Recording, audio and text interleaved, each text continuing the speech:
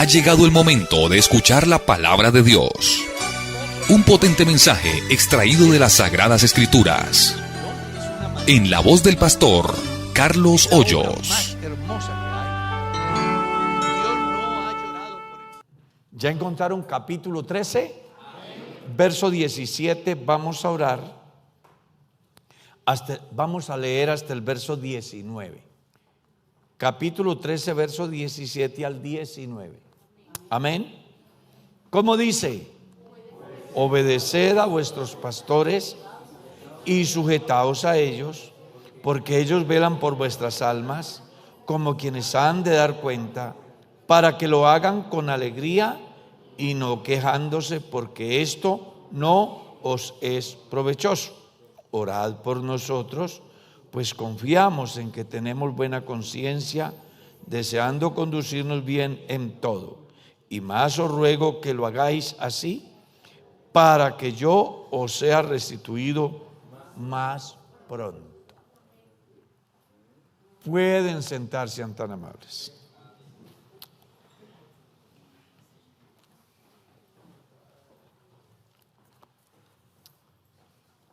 En Bogotá hubo un alcalde que no llenó las expectativas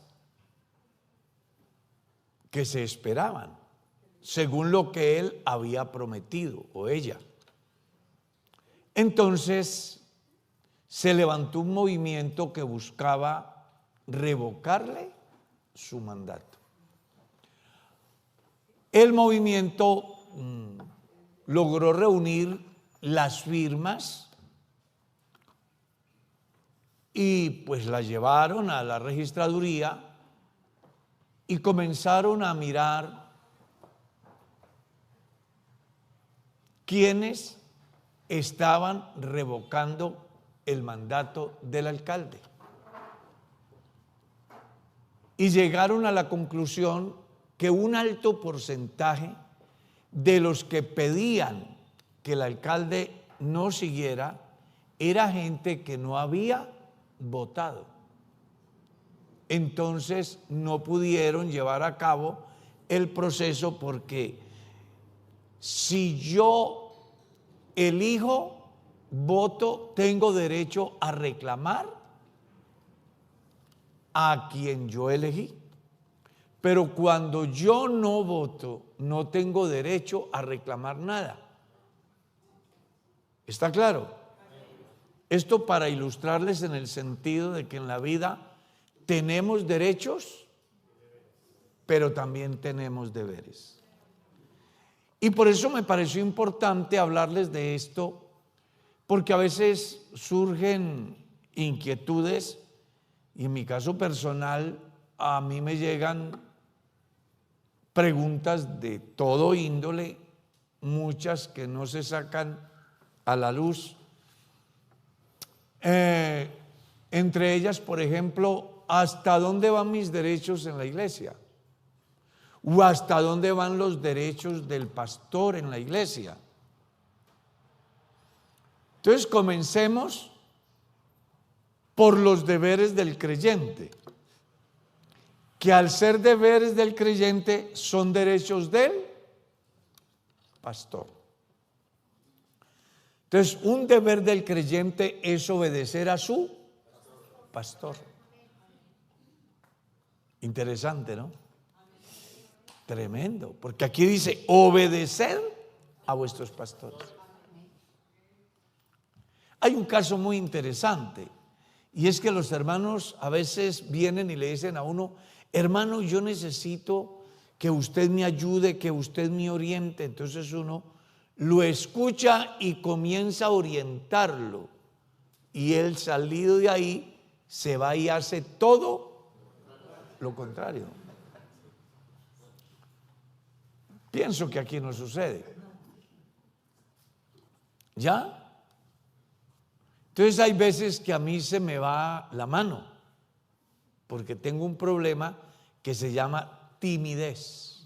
Yo soy tímido. Entonces, cuando alguien viene y siente que tengo gracia para decir las cosas y Él haya gracia ante mí, entonces yo le digo, ¿pero va a ser lo que le voy a decir? ¿Sí o no?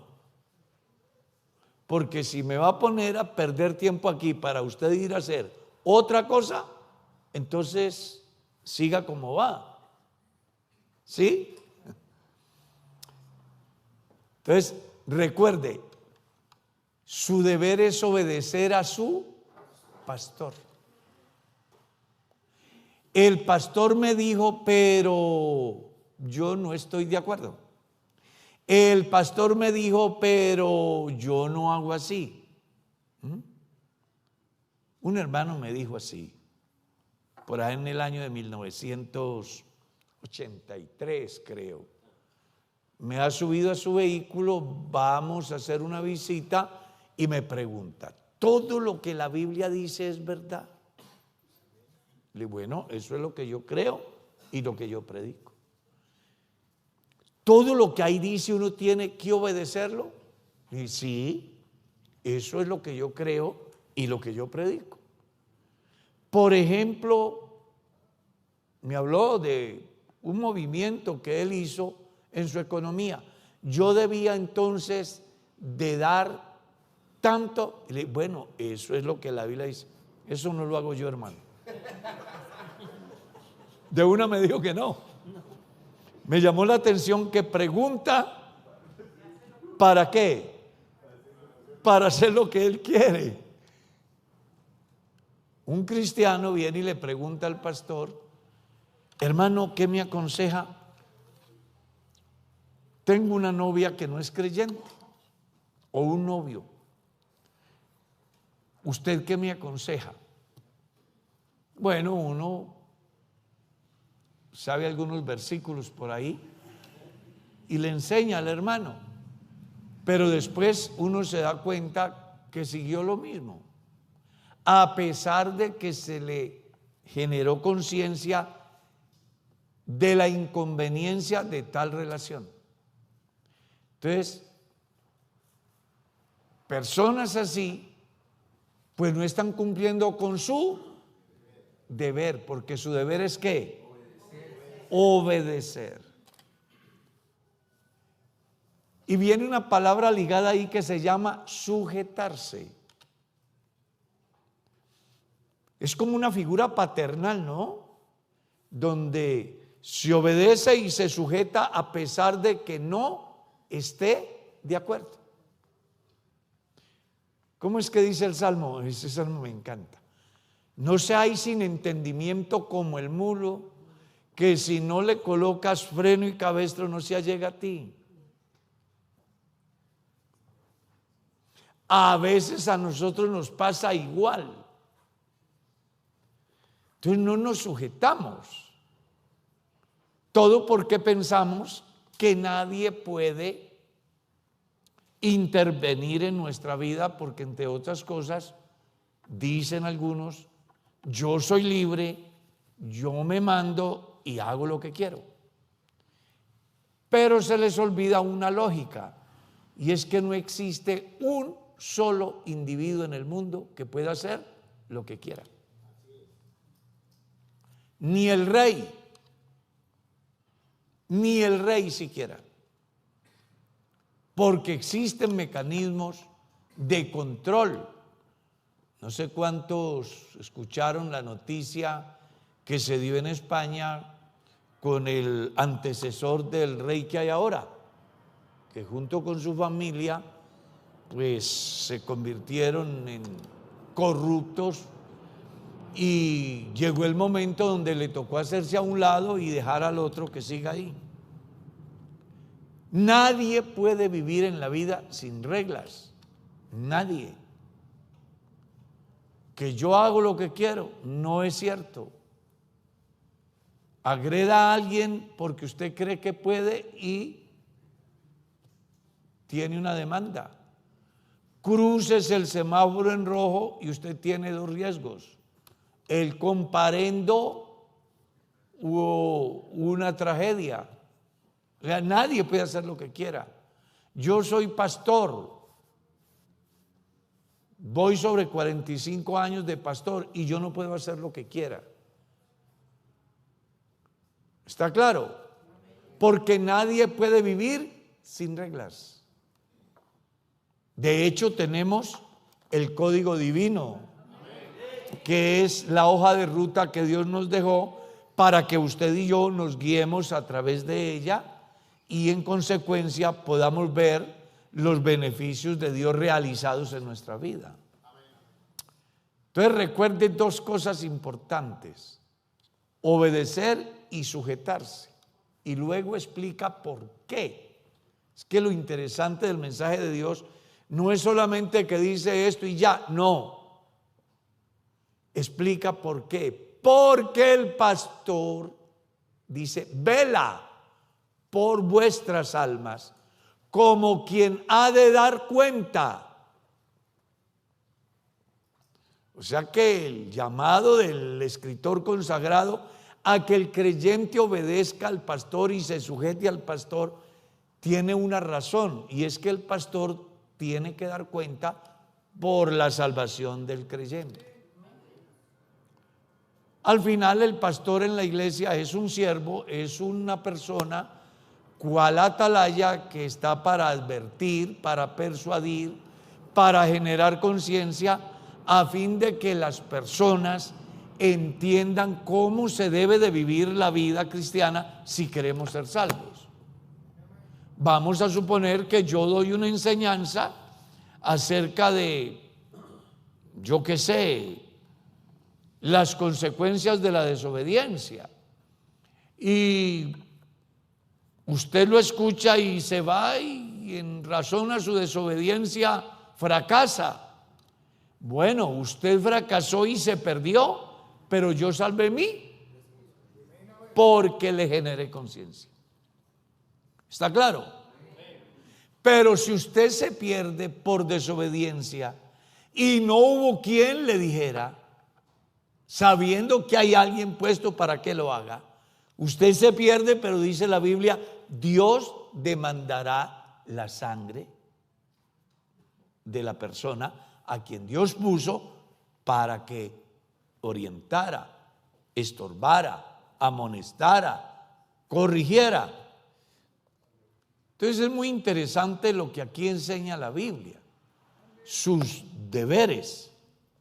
Entonces, número uno, hay que obedecer al pastor. Digan amén. Número dos, hay que sujetarse al pastor. Y ya usted sabe por qué, ¿verdad? Y al punto, la parte final del texto me da una enseñanza muy importante. Para que el que ejerce el ministerio no se esté quejando de su iglesia. Yo he sido pastor por algunos años y también tuve la oportunidad de ser un directivo.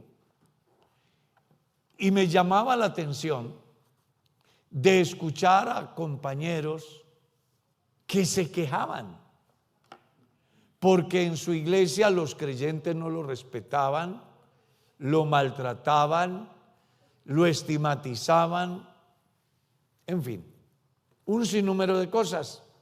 Y uno dice, venga, ¿y cómo puede ser un rebaño que no respeta al pastor? Y no debería de ser así, pero algún día miré un pastor de un rebaño que una oveja lo revolcó. ¿Sí? Sí, una oveja, hablo del rebaño de ovejas reales, ovejas. El pastor va guiándolas porque el pastor va adelante, ¿sí? Y viene una oveja por detrás y le da un golpe y lo... A mí me pasó algo así en una iglesia donde hay un tipo malo y entonces yo lo llamo y le hago ver que lo que está haciendo es muy grave, que es digno de cárcel inclusive, y él se arremanga y pensó pues que estaba en el cuadrilátero. Solo que en ese momento yo tuve la capacidad de hacer así, y si no, estaba estrenando dientecitos hoy. Pero Dios, que es bueno, hizo que inmediatamente apareciera un hermano y le dijera: toque al pastor. Y tiene problema conmigo. Y se fue arremangando. Vuelva, hágalo. Una oveja defendiendo al pastor. ¿Ya? En esos deberes del creyente está el de orar, el de apoyar todas las actividades de la iglesia, el de ofrendar, el de diezmar, el de vivir en comunión, el de involucrarse en todas las actividades de la iglesia a través de las cuales buscamos que el proyecto de Dios crezca y salga adelante. Entonces yo hoy me voy a desquitar aquí. Nadie puede faltar a los cultos. Nadie. ¿Qué debería de hacer el creyente? Se la vamos a dar para el domingo. Ahí sí verá. Gloria a Dios. Uno no sabe por qué José no viene a un culto estando aquí. Pero a partir de hoy va a obedecer. Gloria a Dios. Usted tiene el deber de asistir, de apoyar en todos los aspectos, independientemente de que usted esté de acuerdo o no, porque la segunda palabra es sujetarse. Sujetarse. Qué interesante. Me encantó. Oiga, que me encontrara siquiera 100 versículos en la Biblia hoy. Entonces usted tiene unos deberes. Y cuando el creyente reclama derechos, debía de darse cuenta que sus derechos llegan hasta donde usted cumple con sus deberes. Entonces Pedro, el apóstol, en el capítulo 5, yo los invito para que lean, porque no vamos a hablar más de los deberes del creyente, no sea que se levanten y se vayan del culto. Pablo habla entonces de los derechos del creyente, porque el creyente también tiene derechos. Mire lo que dice: derechos del creyente: ser apacentado. Si hay un pastor, el deber del pastor es el derecho del creyente. Entonces el creyente tiene derecho a que su pastor ore por él, a que su pastor lo aconseje, a que su pastor lo visite. Alguien dirá: pero es que hace tiempo no visita. Ahí hay un cartel que dice ¿qué? Agende su visita. Porque puede ser que uno quiere ir pero no lo encuentra. Hemos tratado de organizar unas visitas y nos dicen: está donde el médico, no está en casa, se fue a viajar, no se encuentra en el país. Entonces uno facilita el recurso y ustedes deben de aprovechar. Entonces ustedes, como creyentes, tienen derecho a que su pastor los visite, a que su pastor los oriente, a que su pastor los aconseje, a que su pastor los regañe. A mí me ha tocado regañar creyentes. ¿Es verdad? Yo recuerdo, y creo que Mercedita recuerda, un muchacho de 16 años, un día me dice que se quiere casar con una señora que quiere divorciarse y tiene cerca de 38 años. Y la señora esta le ha calentado el oído al adolescente, y entonces yo lo he subido a la terraza y le he dicho: me dan deseos de soltarme la correa y darle una pela para que aprenda. No tenía papá, era un muchacho. Le hice empacar la maleta y lo mandé para otro pueblo para salvarlo. Es el pastor. Era mi deber, ¿cierto? Y él tenía el derecho de que lo ayudaran, de que lo salvaran, de que lo libraran. Gracias a Dios se salvó el muchacho y después lo casamos muy bien casado. Usted tiene derechos a que el pastor lo bautice, tiene derecho a que el pastor lo case y tiene derecho a que lo entierre también. El día que usted se muera me llama y yo voy. ¿Qué tal esa? Es un derecho del creyente. Yo era directivo y hay una familia que se quiere mudar de congregación porque no empatiza con el pastor. Y a veces somos niños los creyentes y somos niños los pastores. Entonces ellos le pidieron la carta a su pastor y su pastor dijo: yo a ustedes no les doy carta. Y se formó un problema en la iglesia. Entonces a mí me delegaron para que fuera a atender ese problema, porque pues ya había trascendido a la iglesia. Cuando yo llegué allá y estaba el pastor y la familia, ¿cuál es el problema que hay aquí? Hermano, vea, es que nosotros queremos irnos de la congregación a otra congregación y le hemos pedido al pastor que nos dé una carta y no quiere dárnosla. ¿Por qué no le da la carta a los hermanos? Le digo al pastor: porque es que son de muy mal testimonio. Hágame el favor y le hace la carta diciendo: son pésimos creyentes, son desordenados, viven en pecado. Y elabore la carta. Ellos le piden, ellos tienen derecho a que usted les dé una carta. Y usted tiene el deber de darle la carta. Diga lo que usted piensa de ellos para que donde lleguen tengan una buena representación. Pues ese día se acabó el problema. Los hermanos se les fue el deseo de irse y el pastor entendió de que los creyentes tienen ¿qué? Derechos. Yo no sé si Mercedita recordará, un día me llega un creyente y me dice a mí: pastor, yo necesito que me dé una carta para el tribunal eclesiástico. Yo le dije: claro, hermano, yo se la doy, pero va a decir lo que usted es. Va a decir que su matrimonio se dañó por su culpa, voy a decir que usted es un tipo coqueta, irresponsable, infiel. Usted no ha sido un hombre cristiano. Yo la hago. Sí, hermano, hágala. Él pensó que yo no era capaz de hacer eso. Se la he hecho tal cual. Y lo presentó ante el tribunal eclesiástico y le negaron lo que él quería.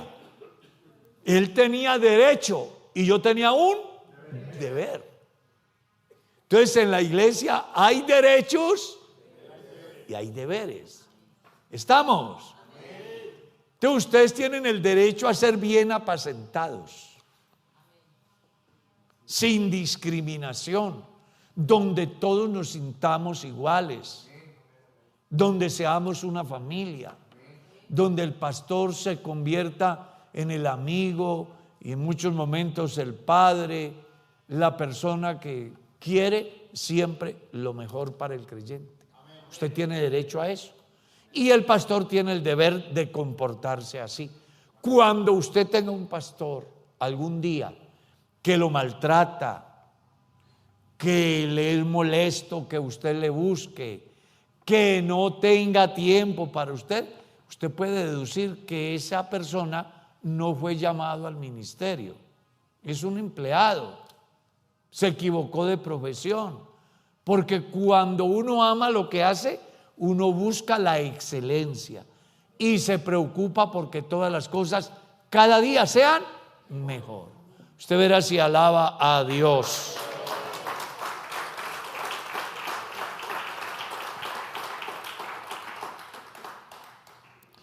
Y debe de hacerlo el pastor.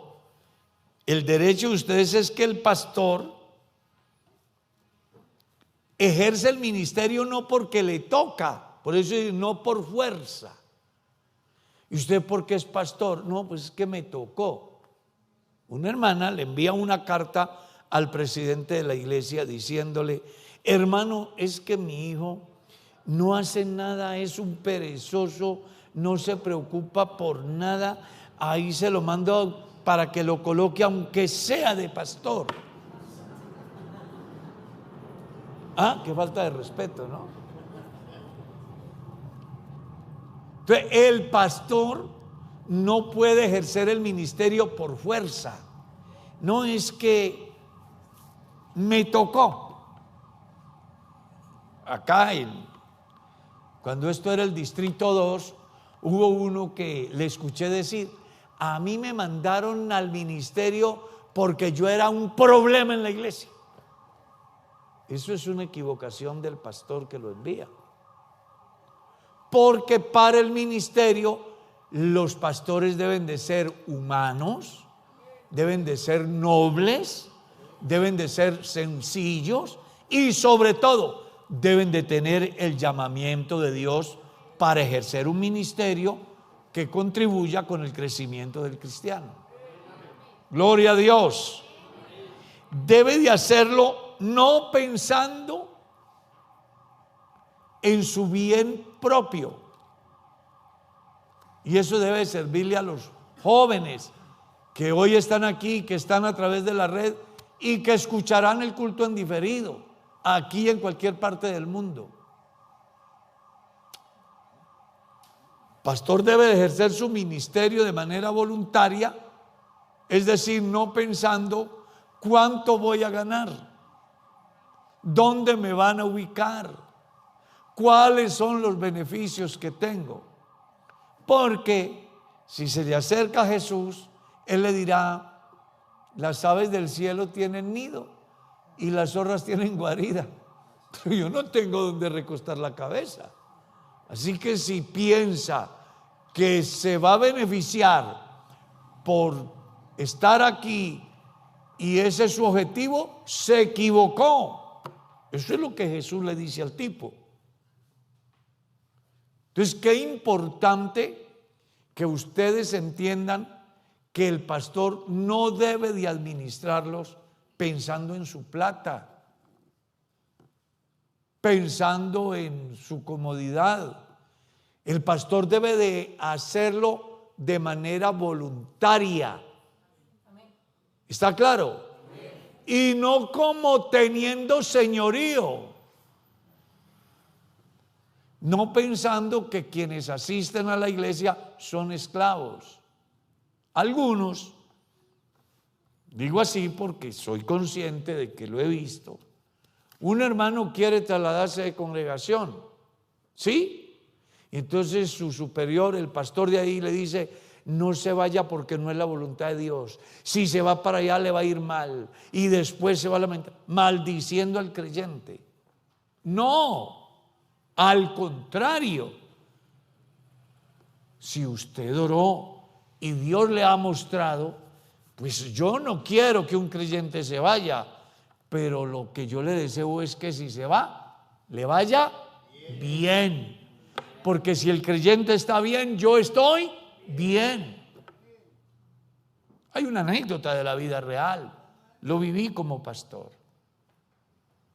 He llamado a un joven de la iglesia, he enviado un hermano al ministerio y hay un joven al que yo quiero proyectar para el ministerio.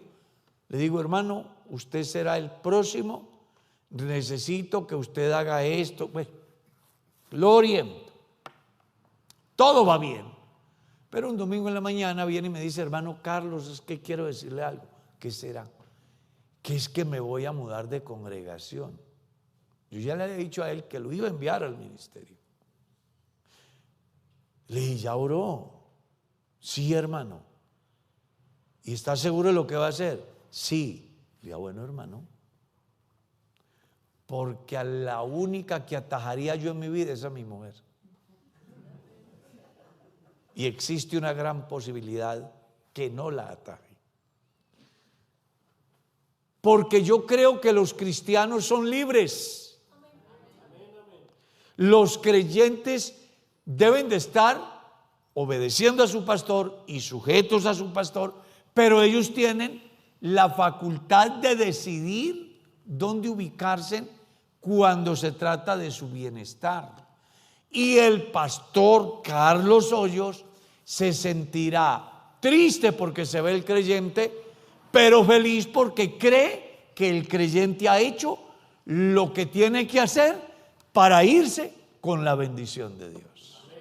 De veras, si alaba al Señor.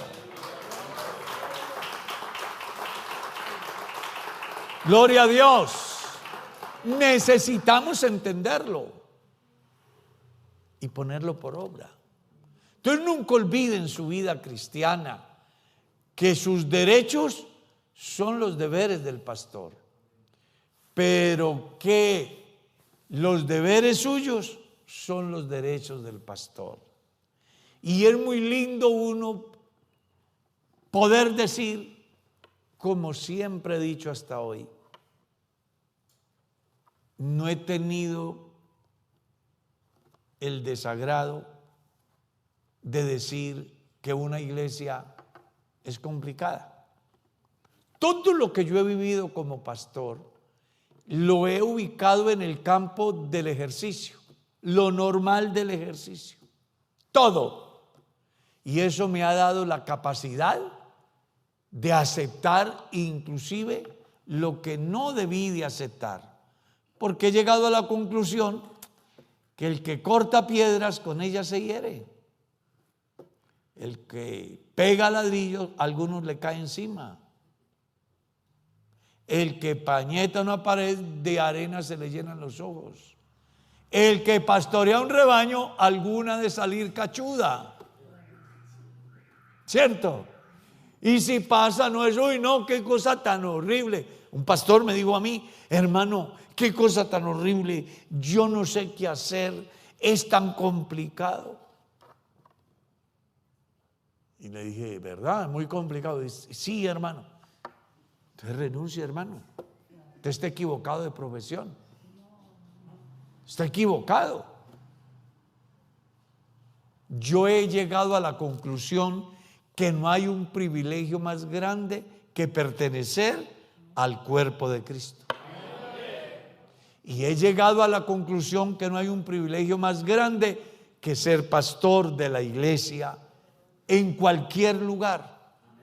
Porque al final, ese es el oficio para el cual Dios me llamó y Él es mi patrón, Él sabe todo, Él conoce todo, Él paga como ninguno paga.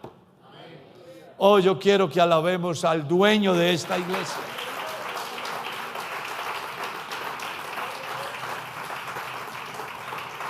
Gloria a Dios. Entonces, amados hermanos, vivamos como una familia, cada uno en su sitio, haciendo lo que nos compete.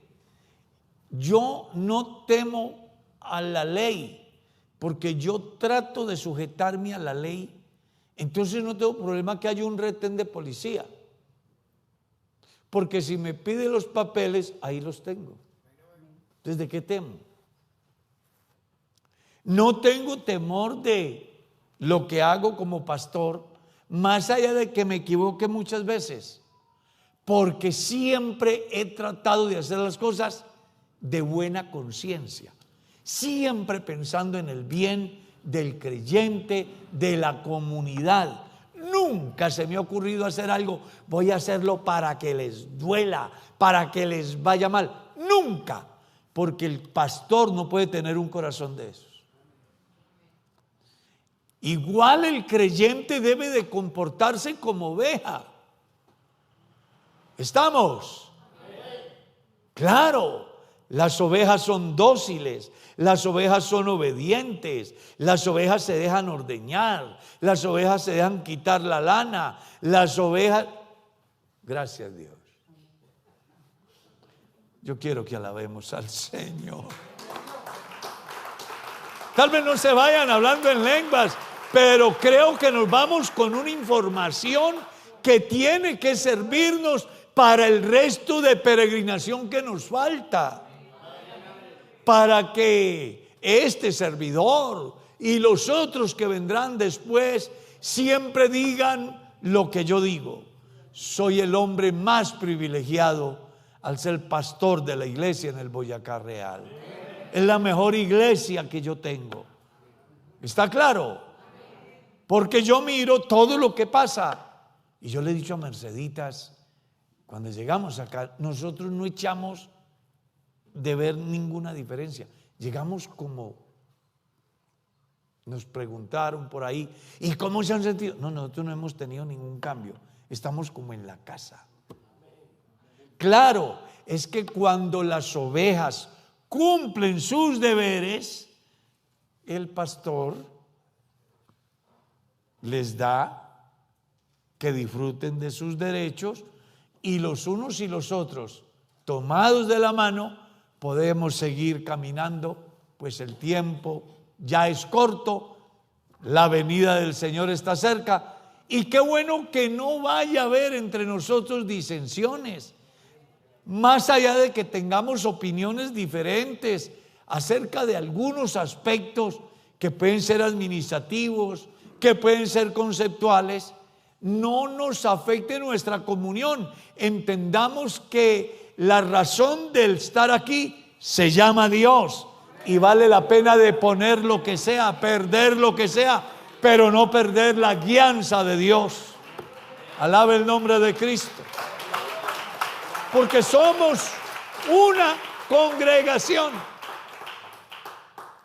Precisamente estaba en una disyuntiva porque en el otro culto, si Dios no ha abandonado este vehículo, vamos a hablar de la ropa sucia se lava en casa. Así va a titular la enseñanza hoy. Y estaba analizándola, pero sentí compartirles esta reflexión que espero que nos ayude para que usted se dé cuenta que usted es una persona privilegiada. Porque en la medida que usted cumpla con sus deberes, Dios le da el privilegio de disfrutar de sus derechos. Y eso hará que vivamos en armonía y entonces se cumpla lo que dice Juan. Si andamos en luz como Él está en luz y tenemos comunión los unos con los otros, ¿qué pasa? La sangre de su Hijo Jesucristo nos limpia. Demos gracias.